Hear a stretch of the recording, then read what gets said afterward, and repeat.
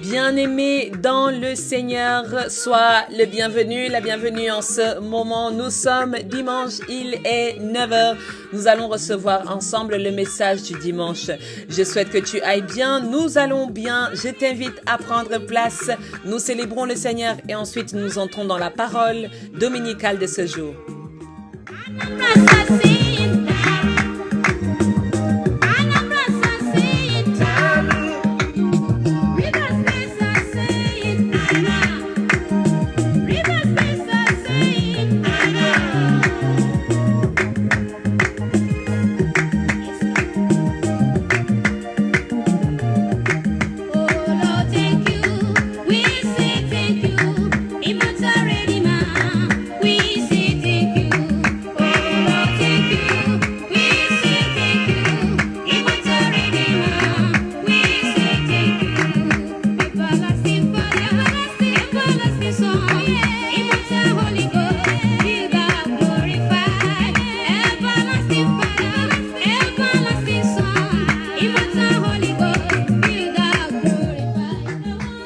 Bien sûr, bien-aimée dans le Seigneur, vous la connaissez, elle s'appelle Agatha Moses.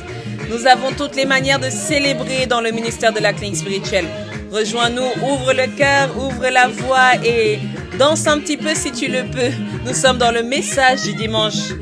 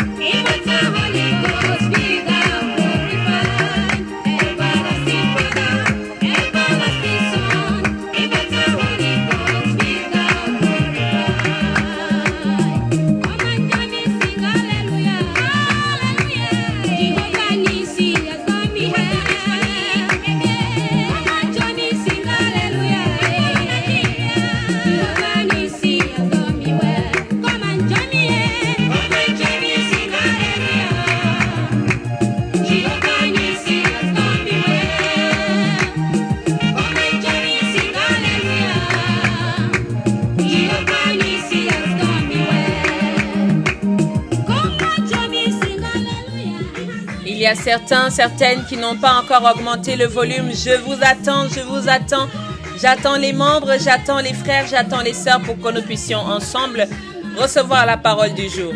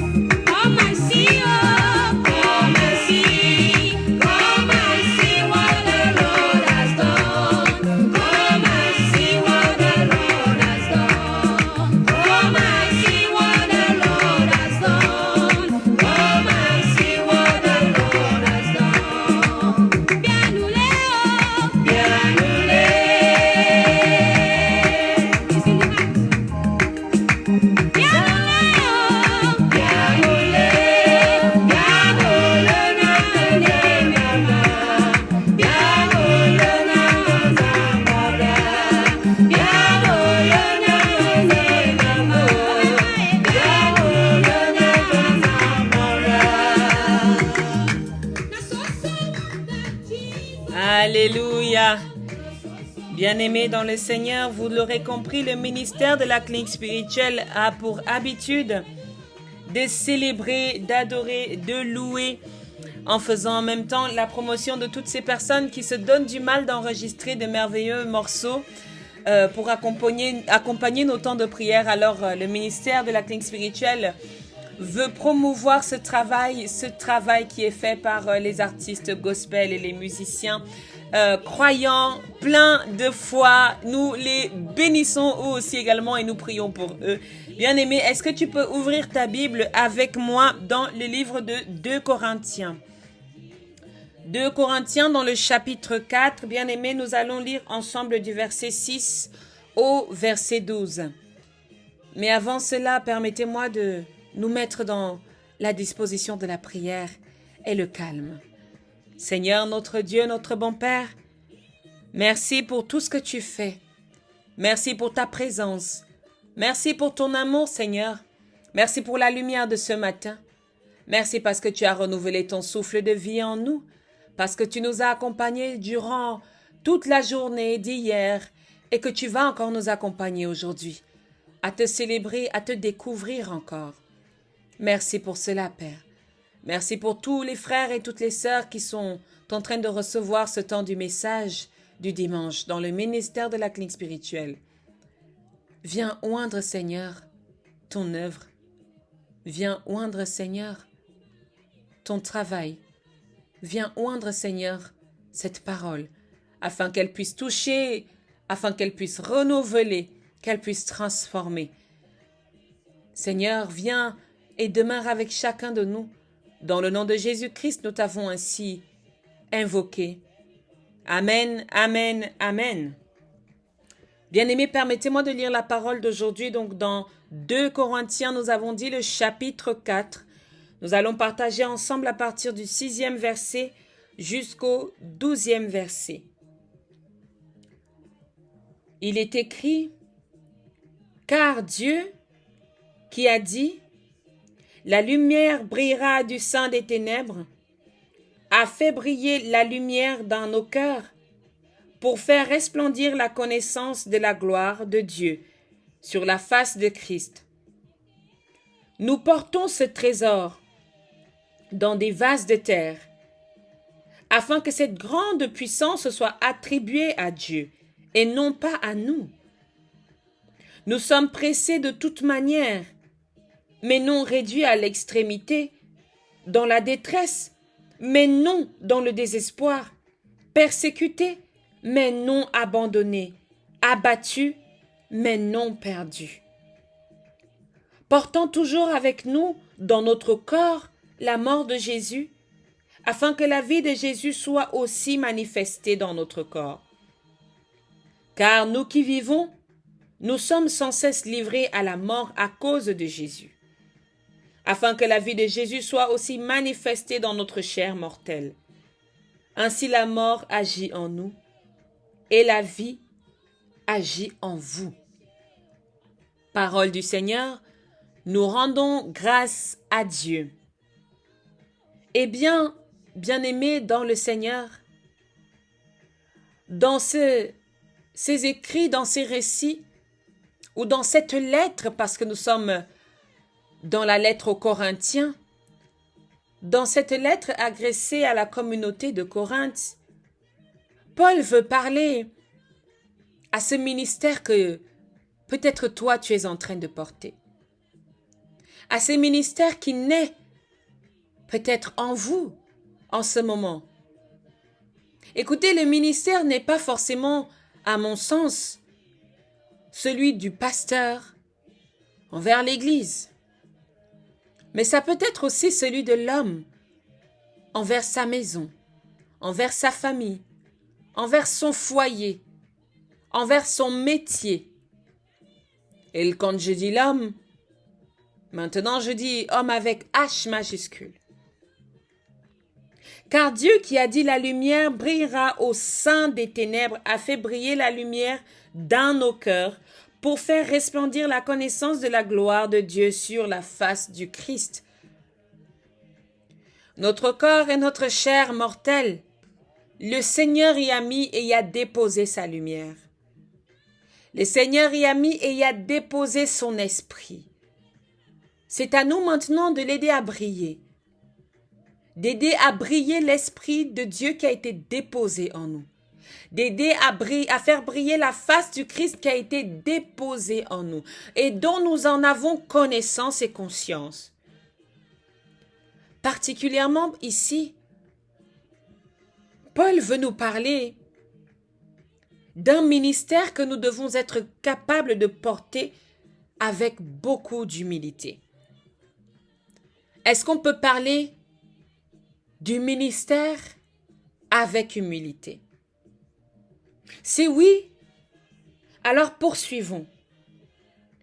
Nous portons ce trésor dans des vases de terre, afin que cette grande puissance soit attribuée à Dieu et non à nous. Bien-aimé dans le Seigneur, souviens-toi le nombre de fois où ta fierté et ton ego dans le ministère que Dieu t'a donné, ta fierté et ton ego t'a fait dire que c'est à cause ou grâce à toi, que c'est grâce à toi que tel ou tel ou tel.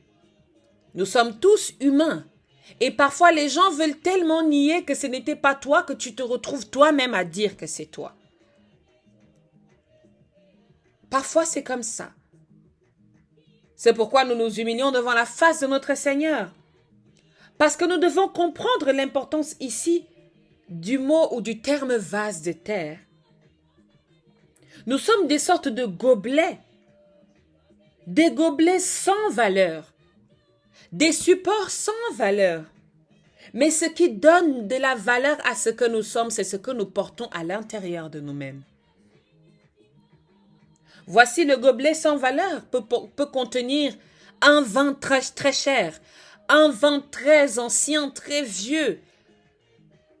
Ce qui fera que tu porteras ce gobelet avec délicatesse, ce sera parce que quelque chose qui est à l'intérieur a de la valeur. Tu y as déposé quelque chose qui à tes yeux est important. Alors nous devons nous concentrer ici à ce qui nous a été déposé intérieurement. Tout en prenant soin, je ne dis pas qu'il faut négliger le gobelet. Parce que tu ne peux pas négliger un gobelet et celui-ci est toujours dans l'état de porter ce qui a de valeureux à l'intérieur. Non.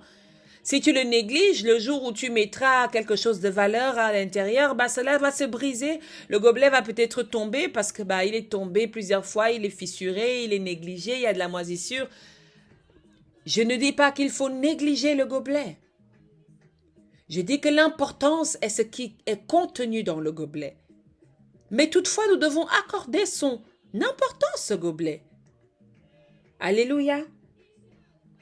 Nous ne sommes, bien-aimés, que des vases de terre qui portons un trésor. Cette vision pour nous ce matin, bien-aimés, est donnée afin que toi et moi, nous puissions porter avec humilité ce ministère que Dieu a mis entre nos mains, ce ministère que Dieu nous a demandé d'accomplir pour la gloire de son nom. Pour la gloire de son nom. Je le répète, pour la gloire de son nom. Alléluia. Nous sommes pressés, dit-il, de toute manière, mais non réduits à l'extrémité. Ici, maintenant, dans ce verset, Paul va dire que la vie de celui qui porte un ministère n'est pas une vie facile, mais est une vie difficile. Mais pas difficile au point où tu arrives à la mort. Difficile au point où tu marches tout de même à l'ombre de la mort. Alléluia. Nous sommes dans la détresse, dira-t-il, mais non dans le désespoir. Celui qui porte un ministère, celui qui porte la mission de Dieu, ne peut pas être dans un état de désespoir, parce qu'il espère en qui? Il n'espère pas en lui-même, il espère en une puissance au-dessus de ses compétences, en une puissance et une manifestation divine. Parce que si tu espères en toi-même, dans ce cadre bien précis, je ne dis pas ici qu'il ne faut pas avoir confiance en toi. Non. Dans le cas de ce passage que nous lisons, notre espoir en tant qu'hommes et femmes de foi est en Dieu. C'est pourquoi ni toi ni moi ne sommes dans le désespoir. Mais nous pouvons être dans la détresse, mais jamais dans le désespoir. Nous pouvons être persécutés, mais jamais nous ne serons abandonnés. Cela t'arrive-t-il d'être persécuté? Cela t'arrive-t-il d'être oppressé par tes adversaires et même parfois par ta famille, même par tes amis, même par ton épouse, même par ton époux? Tu te retrouves oppressé. Mais sache qu'en tant que porteur du ministère, tu ne seras jamais abandonné. Et de même, tu peux être abattu au bout de tes forces, mais tu ne seras jamais perdu. Car le Seigneur Jésus-Christ va nous le dire, je suis le chemin, la vérité et la vie. Tant que tu le suis, tu peux être épuisé sur le chemin, mais tu ne seras jamais perdu. Tant que tu regardes à lui, tant que tu regardes à lui, tant que tu regardes à Jésus. Le gobelet sans valeur, mais avec le vin qui a l'une des plus grandes des valeurs. C'est la gloire de Dieu en chacun de nous. Le Seigneur ne veut pas que nous nous glorifions nous-mêmes, mais que nous laissions Dieu se glorifier dans notre vie, dans nos projets. Nous laissons Dieu être sujet de glorification dans notre parcours et que nous laissions le faire, bien sûr, en toute humilité. Portant toujours avec nous dans notre corps la mort de Jésus, afin que la vie de Jésus soit aussi manifestée dans notre corps. Portant toujours avec nous la mort, afin que la vie soit aussi manifestée dans notre corps. Alléluia. C'est parce que quelqu'un est mort que nous avons la vie.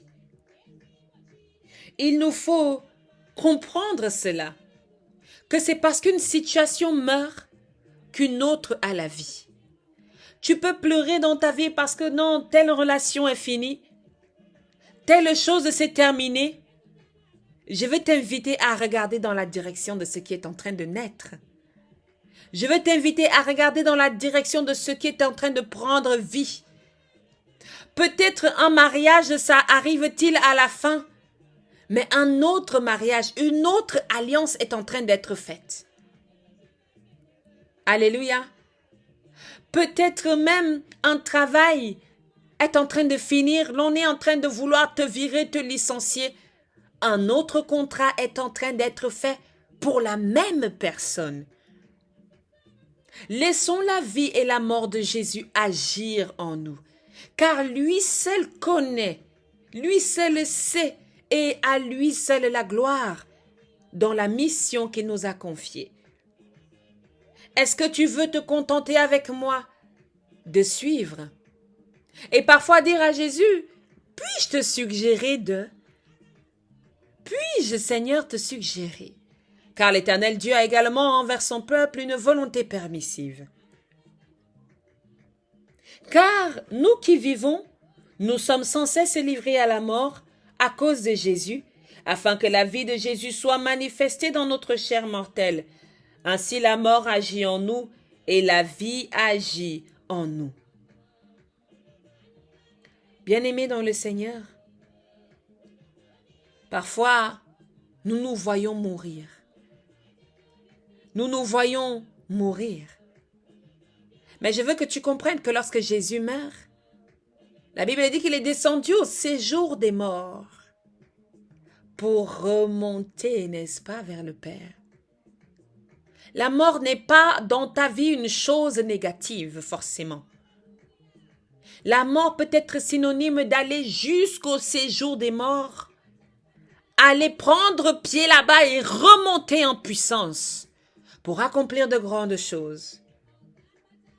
Laisse la mort agir pour qu'elle manifeste la vie en Jésus-Christ.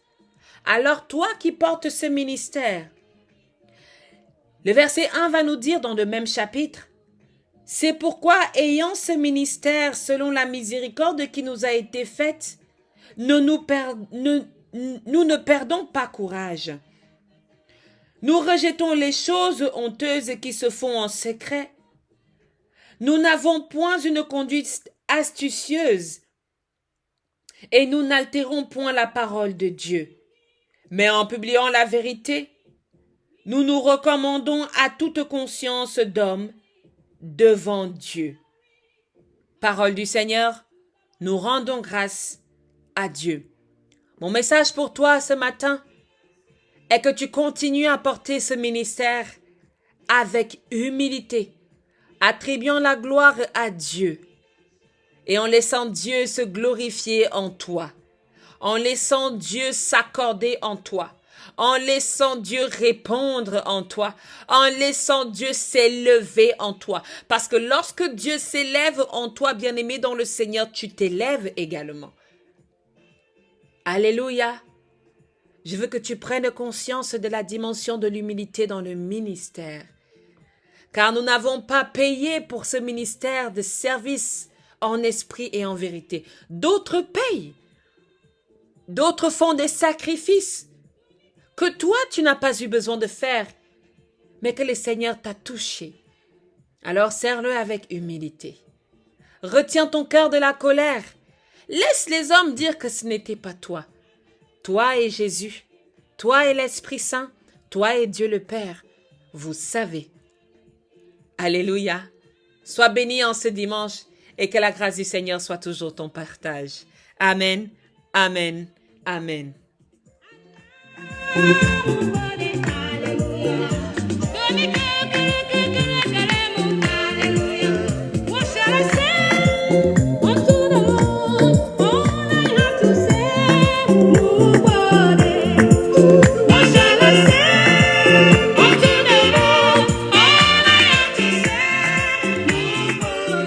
Le ministère de la clinique spirituelle vous souhaite de passer une excellente semaine et nous nous retrouvons dimanche prochain pour le partage du message du dimanche. Amen, amen, amen.